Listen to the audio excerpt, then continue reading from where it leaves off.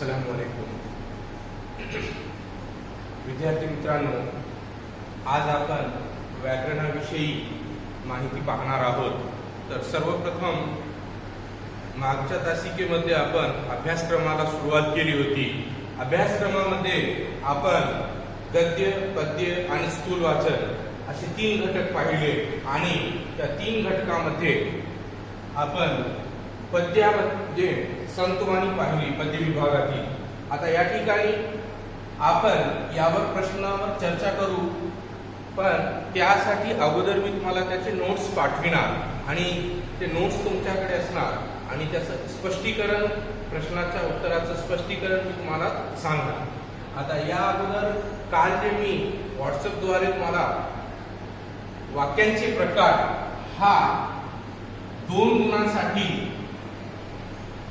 वाक्यांचे प्रकार त्याच्याशी निगडीत असा एक पार्ट आहे, वाक्यांचे प्रकार व वाक्य रूपांतर.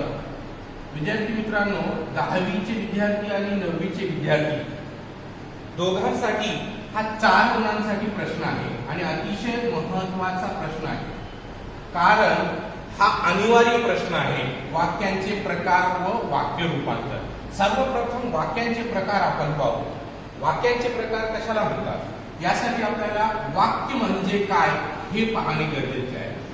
What is mean by sentence. ज्याप्रमाणे आपण इंग्रजीमध्ये पाहतो की काइंड्स ऑफ सेंटेन्स आहे, काइंड्स ऑफ सेंटेन्स, वाक्यांचे प्रकार, assertive sentence, imperative sentence, interrogative sentence आणि एक्सक्लेमेटरी सेंटेन्स. त्याचप्रमाणे मराठीत सुद्धा एकूण मुख्य 4 प्रकार आहेत. त्या अगोदर आपण वाक्य म्हणजे काय याबद्दल माहिती पाहू.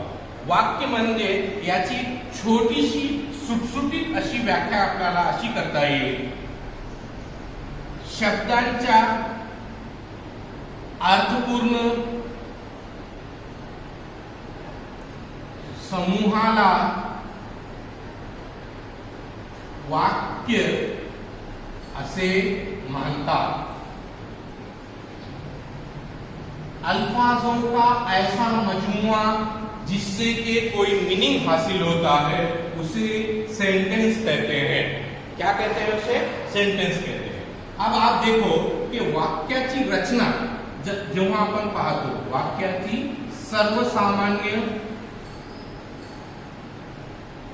रचना, या वाक्याची सर्वसामान्य रचना हे जणू काही सूत्र आहे, फॉर्म्युला.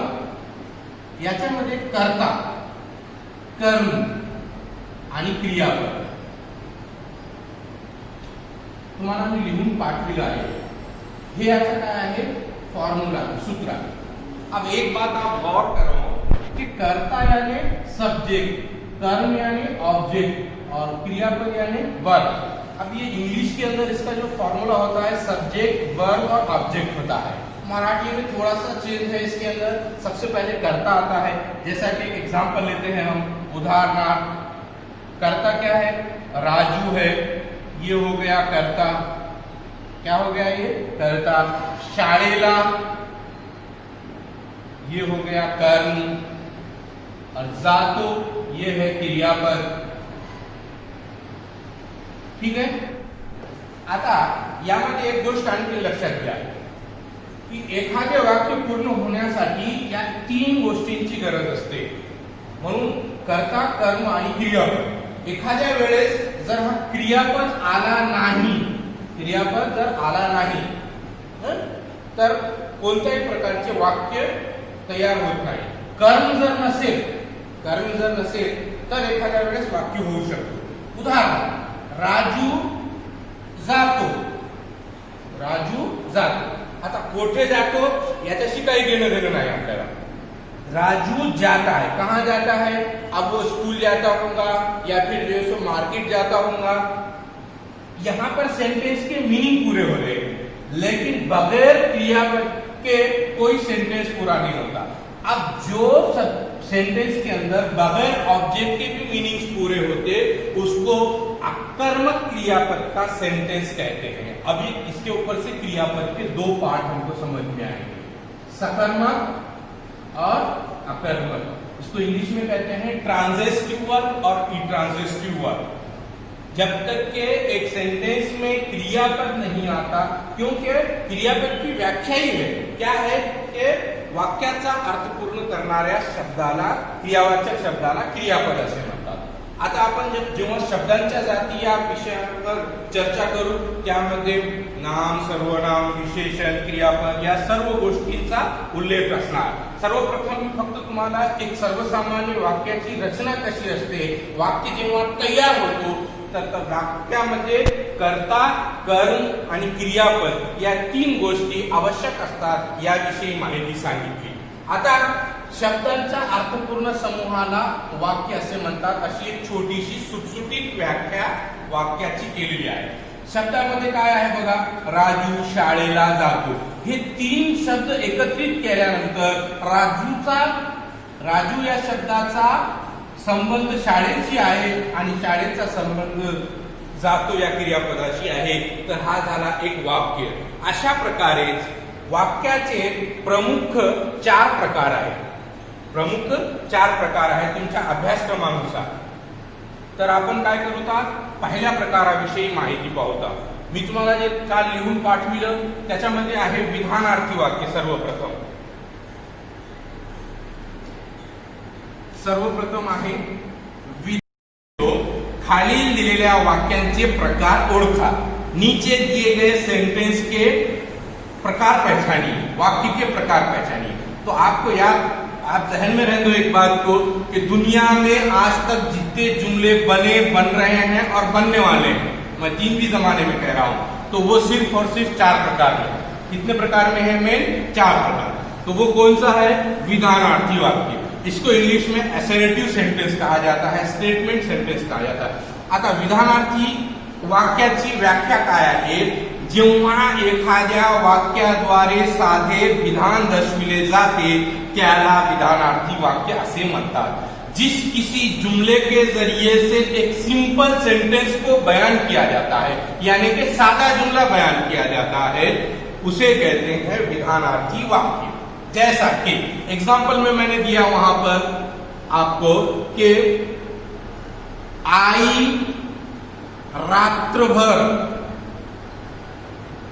जागीच होती, आई रात्रभर जागीच होती, यह है सिंपल सेंटेंस। तो अब ये सिंपल सेंटेंस के भी दो प्रकार हैं। जैसा इंग्लिश के अंदर अफर्मेटिव और निगेटिव होता है, तो वैसा मराठी में होकारार्थी यानी पॉजिटिव जुमला, होकारार्थी वाक्य, और दूसरा क्या है? नकारार्थी यानी निगेटिव जुमला। अब आपको एग्जाम में ऐसा भी सवाल आ सकता, आई रात्रभर जागीच होती, अब ये है पॉजिटिव जुमला। अब इसके ब्रैकेट में सवाल आता नकारार्थी वाक्य करा, तो उसका जवाब क्या आएगा? इसी को जो है क्या अगर नकारार्थी कहेंगे तो आई रात्रभर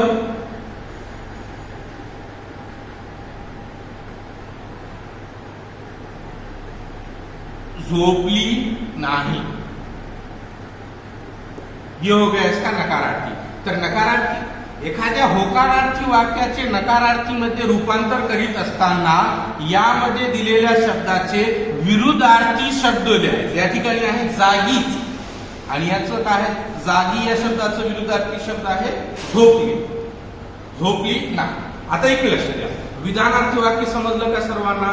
दिस इज अ सिंपल सेंटेन्स, एक साधं वाक्य आहे ज्या विधानाद्वारे एक साधं विधान दर्शविले जाते किंवा साधे वाक्य दर्शविले जाते, त्याला विधानार्थी वाक्य असे म्हणतात। याच्यामध्ये जर तुम्हाला काही समजलं नसेल तर तुम्ही तासिका संपल्यानंतर मला प्रश्न विचारू शकता। इकडे लक्ष द्या। आता विधानार्थी वाक्याचे होकारार्थी आणि नकारार्थी अशी भरपूर उदाहरणं आपल्याला घेता येईल। मी तुम्हाला एक्सरसाइज मध्ये उदाहरणं सुद्धा सोडायला दिली। आता दुसरं आहे आज्ञार्थी वाक्य। आज्ञार्थी वाक्यामध्ये काय आहे? याला इंपेरेटिव सेंटेंस असे म्हणतात, हुकुमिया जुमला, जिसको आप उर्दू में कहते हैं हुकुमिया जुमला। ज्या वाक्याद्वारे किंवा ज्या विधानाद्वारे आज्ञा, हुकूम, सल्ला, विनंती, आदेश, आशीर्वाद दिला जातो त्याला आज्ञार्थी वाक्य असे मानतात। जिस जुमले के जरिए से हुक्म दिया जाता है, आज्ञा दी जाती है, विनंती की जाती है, उसके बाद आशीर्वाद दिया जाता है, वैसे जुमले को आज्ञार्थी वाक्य कहते हैं। मिसाल के तौर पर सपोज एग्जाम्पल, मुलांनो रांगेत चाला, एक रो में चलिए, यहाँ हुक्म दिया गया, कृपया मला तुमची पुस्तक द्या, रिक्वेस्ट की जा रही है, कृपया मला तुमची पुस्तक दिया, मेहरबानी करके आप मुझे आपकी किताब दीजिए। तो ये क्या हो गए? आज्ञार्थी वाक्य। क्या हो गए ये?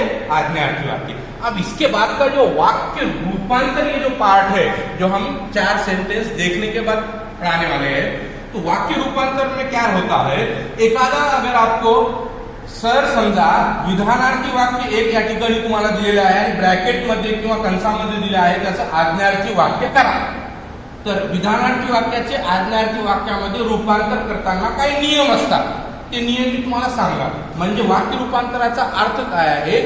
वाक्यातील शब्दाचा अर्थ न बदलता वाक्यात केलेला बदल म्हणजे वाक्य रूपांतर। तो सेंटेंस में के अल्फाज के मीनिंग की तब्दीली तो करना है, लेकिन मीनिंग तब्दील नहीं होना, अल्फाज तब्दील होगा, मीनिंग एज इट इज रहेंगे, तो उसे कहते हैं वाक्य रूपांतर। तो हम देखेंगे, ये एग्जाम्पल देखो, मुलांनो चांगला अभ्यास करा,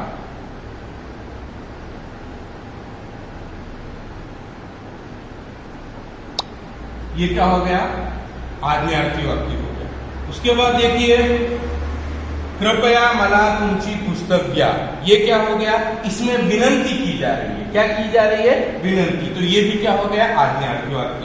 तीसरा वाक्य का जो प्रकार है वो है प्रश्नार्थी वाक्य।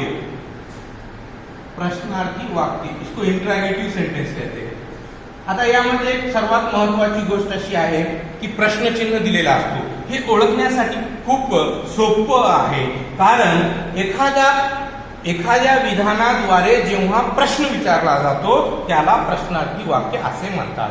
किसी सेंटेंस के जरिए से जब सवाल पूछा जाता है तो उसको सवालिया जुमला कहते हैं, आणि या प्रश्नार्थी वाक्यामध्ये हे जी काही प्रश्नार्थक चिन्ह आहे हे लावणे अनिवार्य आहे।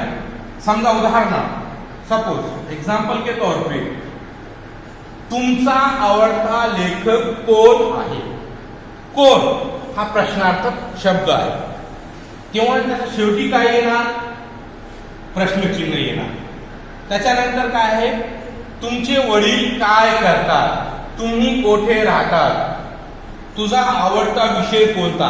अशा प्रकारे विविध प्रश्न आपल्याला प्रश्नार्थी वाक्यामध्ये तयार करता येतील। तुमच्या पाठ झाल्यानंतर किंवा कविता झाल्यानंतर स्वाध्यायामध्ये काही प्रश्न विचारले जातात, तर एक गोष्ट मात्र निश्चित आहे की ज्या विधानाद्वारे एक प्रश्न विचारला जातो त्याला प्रश्नार्थी वाक्य असे म्हणतात। ठीक आहे, आता याच्यानंतर जो शेवटचा वाक्याचा प्रकार आहे उद्गारार्थी वाक्य। यालाच आपण उद्गारवाचक वाक्य सुद्धा म्हणू शकतो, आणि याचं हे जे चिन्ह आहे हे आहे एक्सक्लेमेटरी मार्क। उद्गारवाचक वाक्यामध्ये काय आहे? जेव्हा एखाद्या वाक्याद्वारे व्यक्तीच्या मनातील उत्कट भावनांचा उद्रेक ज्या शब्दाद्वारे होतो त्याला आपण उद्गारार्थी वाक्य असे म्हणतो। आता उद्गारार्थी वाक्यामध्ये उत्कट भावना कशा असतात? समजा तुम्ही एका खोलीमध्ये बसलात आणि क्रिकेट चालू आहे, क्रिकेटचा सामना चालू आहे, क्रिकेट पाहत असताना आपला आवडता जो खेळाडू आहे तो षटकार मारतो, तेव्हा त्या ठिकाणी आपल्या तोंडातून अचानकपणे जे उद्गार निघतात, जसे की यस, समजा कदाचित तो आउट झाला, बाद झाला, तर आपण षट म्हणतो, तर हे आपल्याला बाजूला बसलेला व्यक्ती सांगत नाही की यस म्हण, षट म्हण। तर जे आश्चर्यचरक भावना असतात त्याच्यामध्ये शोकदर्शक भावना येऊ शकतात, हर्षदर्शक भावना येऊ शकतात, विविध प्रकारच्या भावना असतात। उदाहरणार्थ, बाप रे, केवढा मोठा हत्ती, अबब, किती उंच इमारती, तर हे काय आहे, बापरे. याच्यानंतर काय दिलेलं आहे, उद्गारवाचक चिन्ह लावलेलं आहे. तर ज्या वाक्यामध्ये अशा प्रकारचे उद्गारवाचक चिन्ह येते आणि एखाद्या वाक्याद्वारे जेव्हा व्यक्तीच्या मनातील भावनांचा उद्रेक होतो, वास्तविक पाहता उद्गारवाचक किंवा उद्गारार्थी वाक्यामध्ये काही भाववाचक नावांचा वापर केला जातो. त्याला आपण उद्गारार्थी वाक्य असे म्हणतो. ज्या प्रकारे या ठिकाणी आपण शाबास, आता हे प्रेरणा देणारे शब्द आहे. त्याच्यानंतर अरे रे बिचारा मेला, अरे रे बिचारा मेला. तर विद्यार्थी मित्रांनो, एकंदरीत या पाठामध्ये, या तासिकेमध्ये आपण वाक्य म्हणजे काय, वाक्याची व्याख्या काय आहे, वाक्याचे एकूण मुख्य 4 प्रकार, त्या 4 प्रकारामध्ये विधानार्थी वाक्य, आज्ञार्थी वाक्य, प्रश्नार्थी वाक्य आणि उद्गारार्थी वाक्य, अशा प्रकारे 4 वाक्यांचे प्रकार पाहिले. आणि त्याच्यानंतर मी एक्सरसाइज मध्ये तुमच्या पाठ्यपुस्तकातील 10 प्रश्न दिलेले आहेत आणि त्या प्रश्नाचे आपल्याला काय ओळखायचे आहे, वाक्यांचे प्रकार ओळखायचे आहेत. तर या ठिकाणी आपण आज थांबूया आणि उर्वरित भाग जो वाक्य रूपांतराचा आहे पुढच्या तासिकेमध्ये आपण घेऊ. धन्यवाद.